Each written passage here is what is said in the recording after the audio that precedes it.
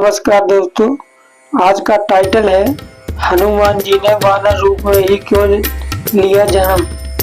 तो इस बात को पूरी तरीके से समझाएंगे आपको और पूरी तरीके से समझ में आ जाएगा। तो ये बात बड़ी ही रोचक है और आप इसको पूरा ध्यान से सुनिएगा तो आपको प्रॉपर तरीके से समझ में आ जाएगा। तो चलिए वीडियो स्टार्ट कर लेते हैं। तो सबसे पहले आप सुनिएगा, हनुमान जी को भगवान शिव का रूप माना जाता है। राम भक्त हनुमान से जुड़ी ऐसी कई बातें हैं जो रहस्यमयी और रोचक हैं।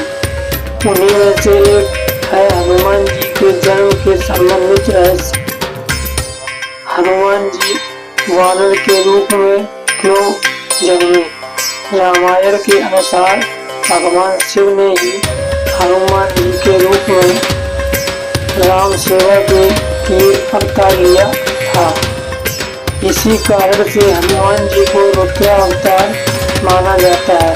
हालांकि यह आज भी एक रहस्य है कि आखिर वानर रूप में ही हनुमान जी का जन्म क्यों हुआ। ऐसे में ज्योतिषी एक्सपर्ट डॉक्टर राधाकांत वत्स से आइए जानते हैं कि आखिर क्यों हनुमान जी वानर रूप में ही क्यों जन्मे और क्या है इसके पीछे का कारण। तो इसमें आता है, पुनर्जन्म में मिला था श्राप। मतलब पुनर्जन्म में मिला था श्राप। ओके, तो अब यहाँ से बात शुरू होती है। अब सुनिए इसको ध्यान से। पौराणिक कथा के अनुसार हनुमान जी की पत्नी और ससुर की मां अंजना पूर्व जन्म में इंद्राज के महल की अप्सरा थी और उनका नाम पुण्यस्त्रा था। अप्सरा होने के कारण वो न सिर्फ आकर्षक बल्कि स्वभाव से बहुत चंचल भी थी, जिसका दुष्प्रभाव उन्हीं एक श्राप के रूप में मिला। चंचलता के कारण एक ऋषि का उपवास करने की वजह से पुण्यस्त्रा को अगले जन्म में वानर रूप में जन्म लेने का श्राप भुगतना पड़ा। ऋषि के श्राप से भयभीत होकर जब पुण्यस्त्रा को अपने अपराध का बोध हुआ तो उन्होंने क्षमा मांगते हुए श्राप से मुक्ति की प्रार्थना की।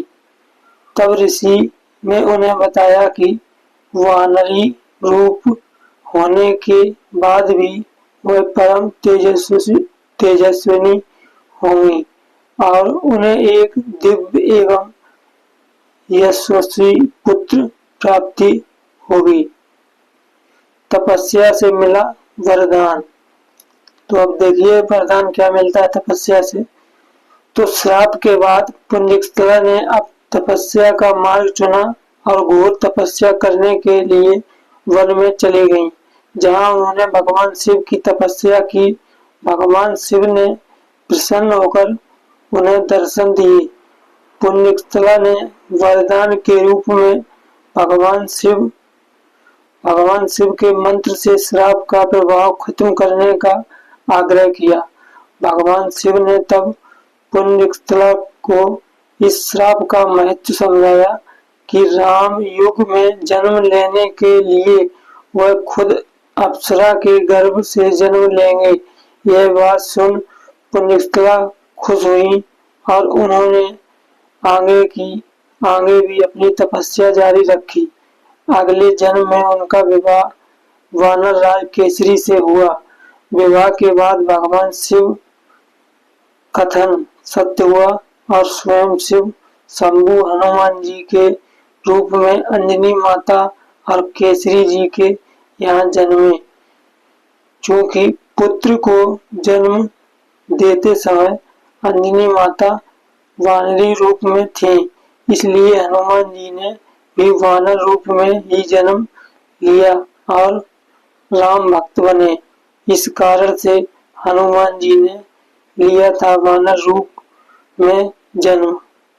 अगर आपको ऐसे सनातनी और धार्मिक बातें जानना है और भी ज़्यादा, तो वीडियो को लाइक करिए और चैनल को सब्सक्राइब करके रखिए और नोटिफिकेशन को ऑल पे सिलेक्ट करके रखिए, जिससे कि इसी प्रकार से आपके पास वीडियो सबसे पहले आते रहें। तो चलिए, ये वीडियो इतना था आज के लिए। हम मिलेंगे आपको एक नए वीडियो के साथ। और आप अगर अच्छे सनातनी धर्म है या फिर आप बजरंगबली जी को मानते हैं, श्री राम जी को मानते हैं, तो कमेंट में जय श्री राम जरूर लिखें। और जय श्री